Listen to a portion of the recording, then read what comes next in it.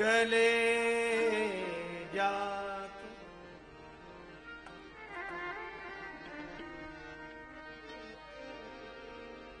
चले जात शिव सती समेता चले जात शिव सती समेता चले जात शिव सती समेता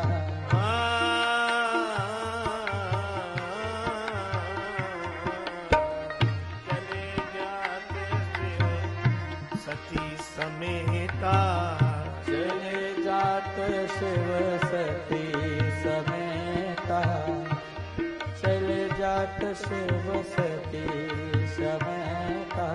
जा तो रहे सती जी के संग, लेकिन पुनि पुनि पुलकत कृपा निकेता पुनि पुनि पुलकत कृपा निकेता पुन पुन पुलकत कृपा निकेता पुनि पुनि पुलकत कृपा निकेता पुन पुन पुलकत कृपा निकेता।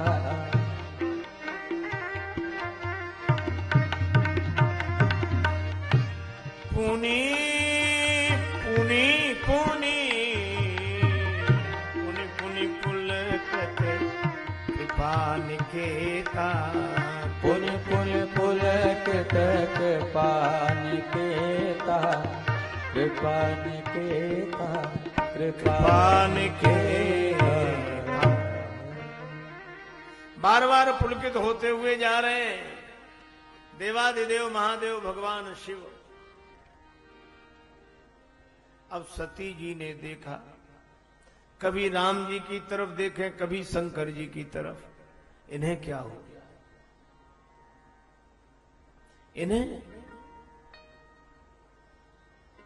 इन्होंने तो राजा के बेटों को प्रणाम किया,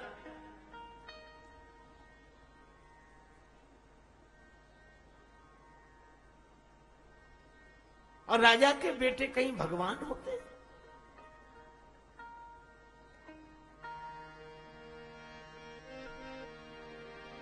भय मगन छवि छवि तासु बिलो की अजहू प्रीति उड़ रहत न रोकी।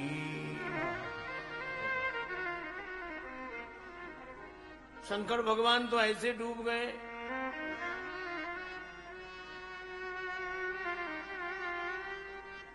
अगर ये भगवान विष्णु के अवतार हैं तो विष्णु जी सुरेत नरतम धारी सौ सर्वज्ञ जथा त्रिपुरारी,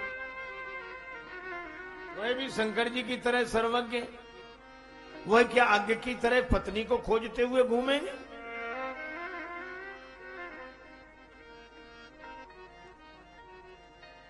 और अगर राजा के बेटे हैं तो जो नृप तने तो ब्रह्म के भी नारी भी रहे मति भोर। ये ब्रह्म कैसे पत्नी के विरह में घूमते फिर रहे?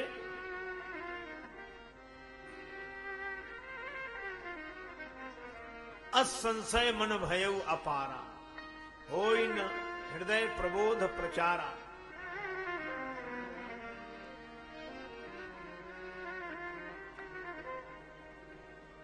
किसी तरह भी हृदय में प्रबोध नहीं जाग रहा।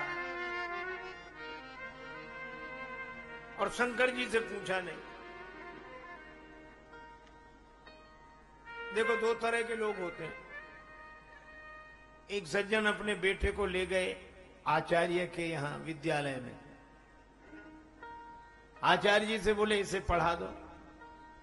वैसे तो ये बालक जन्मजात प्रतिभावान है, इसको पढ़ने की जरूरत ही नहीं है, पर विद्यालय में रहेगा तो कुछ डिग्रियां मिल जाएंगी। बहुत योग्य है, बहुत प्रतिभावान है, बहुत ठीक है, भर्ती करा दो। आचार्य भी समझे गजब का पिता है, ऐसा अभिमानी आदमी हमने नहीं देखा।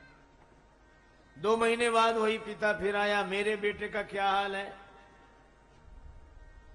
उसमें 100 में 100 गुण होने चाहिए, बड़ा योग्य है, जन्मजात प्रतिभावान है। आचार्य जी भी विनोदी थे, कहने लगे क्या कहना तुम्हारे बेटे का, 100 में 98 गुण हैं, उसमें 100 में 98 गुण हैं, सिर्फ 2 नहीं है।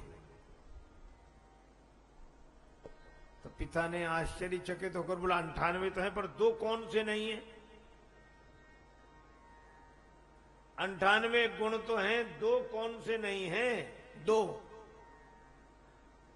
आचार्य जी बोले कि पहला तो गुण इसमें ये नहीं है, क्या?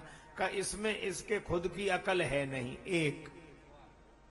दूसरा, आचार्य जी बोले हमारी मानता नहीं है, बस बाकी सब है इसमें।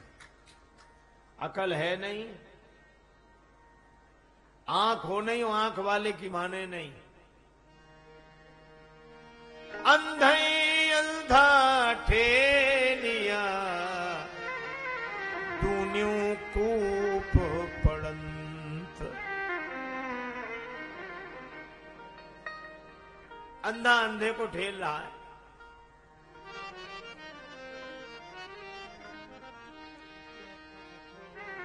मैं कही का समझा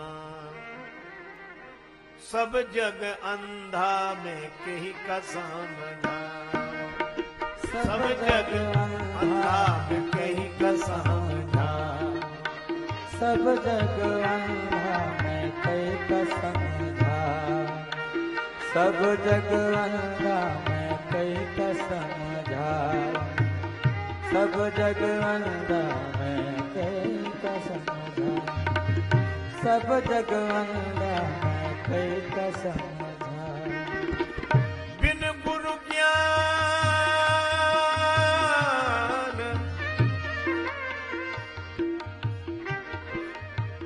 कहत कबीर सुनो भाई साधो, कहत कबीर सुनो भाई साधु। बिन गुरु ज्ञान भटक गयो बंदा, बिन गुरु ज्ञान भटक गयो बंदा, मैं कही का समझा सब जग अंधा, मैं कही का समझा ओ सब जग अंधा, मैं कही का समझा सबही भुलाने, सबही भुलाने पेट के धंधा, मैं कही का समझा सब जग अंधा, मैं कही का समझा सब जग अंधा, मैं कही का समझा।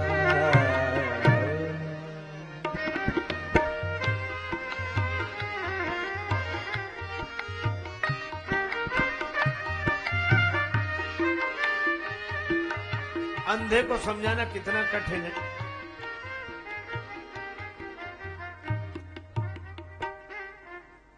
एक आदमी कह रहा था कि महाराज अंधेरे में कुछ नहीं दिखता।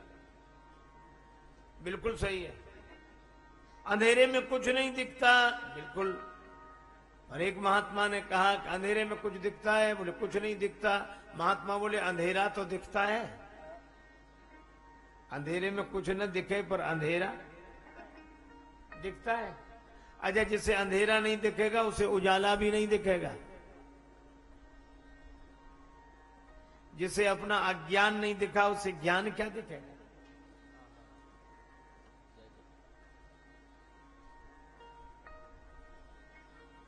एक बार एक भिखारी गया भिक्षा मांगने, भंडारे में उसे मिली खीर, बड़ी स्वादिष्ट लगी, लौट कर आया तो उसका साथी था अंधा। और भैया तुम हमको नहीं लेकर गए, कहां चले गए थे? और हम थोड़ा इधर गए तब तक तुम चले गए, चलो खैर चले। क्या मिला खाने को? तो आंख वाला बोला खीर मिली। खीर? खीर? अंधा बोला खीर कैसी होती है? खीर नहीं जानते ना? कैसी होती? का सफेद सफेद होती। अब उसने कहा ये सफेद सफेद कैसा होता, समझा? एक ज्यादा समझदार थे, बोले हम समझाते हैं। हमसे पूछो। हाँ खीर, हाँ कैसी होती खीर? सफेद सफेद। सफेद सफेद कैसा होता? बोले जैसे बगुला। और उसने बगुला भी नहीं देखा।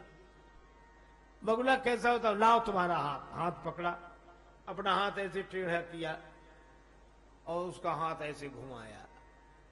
ऐसा होता है बगुला, ऐसा सफेद सफेद, ऐसी खीर। तो अंधा क्या कहता? बाप रे, बड़ी टेढ़ी खीर रही होगी ये तो। अब बोलो, खीर कभी नहीं समझ सकता। अच्छा अंधे से कहो प्रकाश होता है, कैसे समझे वो प्रकाश को? अगर प्रकाश होता है तो उसकी आवाज सुनाओ। अरे उसमें आवाज नहीं आती। तो हाथ से छू कर देखेंगे प्रकाश ऐसा, अरे उसे छुआ नहीं जा सकता। तो सूंघ कर देखें उसकी गंध कैसी होती, का सूंघा नहीं जा सकता। तो स्वाद ले, तो उसका स्वाद नहीं लिया जा सकता। तो अंधा बोला तब होता ही नहीं है प्रकाश। कैसे समझाओ? भगवान बुद्ध ने कहा कि तुम इसे समझाने की बजाय किसी योग्य वैद्य के पास ले जाते और वैद्य उपचार करता और इसको आंखों की रोशनी मिल जाती, तब ये जरूर कुछ समझ लेता। ऐसे ये समझ नहीं सकता। मैं भी आपसे कह रहा हूं कि दो ही हम में सारी विशेषताएं हैं, दो नहीं है। खुद की अकल है नहीं और अकल वालों की हम मानते नहीं। सती जी ने कुछ कहा नहीं, पर शंकर जी समझ गए। और शंकर जी ने कहा, सुनो सती, ऐसा संशय मत करो। मुनि धीर जोगी सिद्ध संतत विमल मन जय ध्यावई। मुनि धीर जोगी मन जन गाधावई।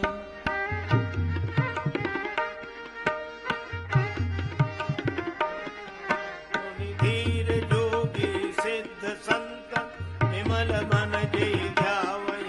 मुनि धीर जोगी सिद्ध सकल मुनि जन गावई। कही नेति निगम पुराण आगम, क्या सुकीरति गावई। ओ जासु कीरत गावई। ओ जासु कीरत गावई।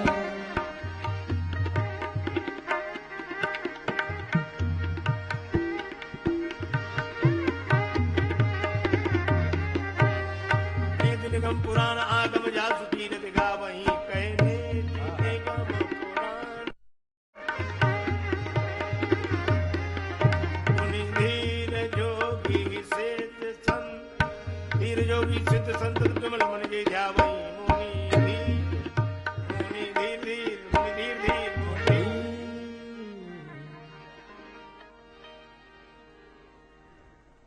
हे सती, राम जी भगवान है, धैर्यवान मुनि इनका चिंतन करते हैं। सोई मम इष्ट देव रघुवीरा, सेवत जाहि सदा मुनि धीरा।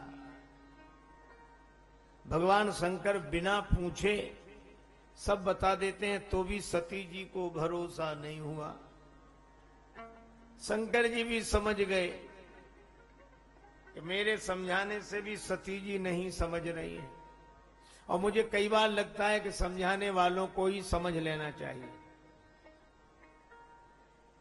शंकर जी ने कहा कि तुम्हें अधिक संदेह हो तो परीक्षा ले लो। और सती जी परीक्षा लेने के लिए राजी हो गई। शंकर जी ने कहा, विश्वास नहीं करे उस जतन विवेक विचारी। या तो मेरे वचनों पर विश्वास होता, नहीं तो विवेक पूर्वक विचार करके देखो। और सती जी चली। विवेक तो बचा नहीं। जो संत का साथ छोड़ दे तो विवेक कहां बचा? बिनु सत्संग विवेक न होई, सत्संग को छोड़ते ही विवेक चला गया। अब करई विचार करऊं का भाई, विचार करती क्या करूं। पुनि पुनि हृदय विचार करी, धरि सीता कर रूप। श्री सीता जी का रूप बनाया, जिसे ये खोज रहे हैं मैं उसी रूप में प्रकट हो जाऊं। और श्री सीता जी की कृपा से जासु कृपा निर्मल।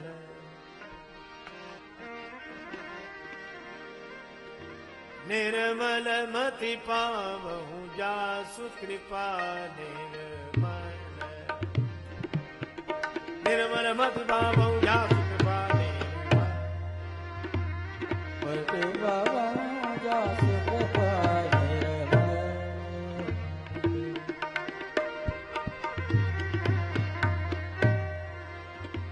निर्मल मति पावहु जासु कृपा निर्मल।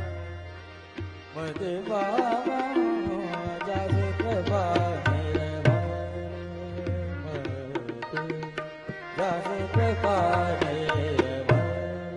निर्मल मति पावहु कृपा निर्मल। कृपा निर्मल। कृपा निर्मल।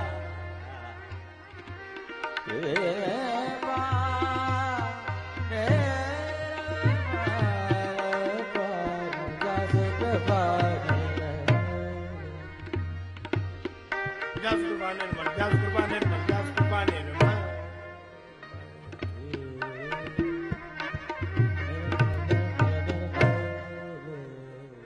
जिसकी कृपा से निर्मल मति मिलती हो वो है श्री जानकी जी। और सती माता की बुद्धि में है इस समय अभिमान। इसका अर्थ यह है कि मलिन बुद्धि वाले भेष तो निर्मल बुद्धि वालों का ही बनाते हैं। मन मैला तन उजला बगुला जैसा भेख, और इससे तो कागही भले भीतर बाहर एक।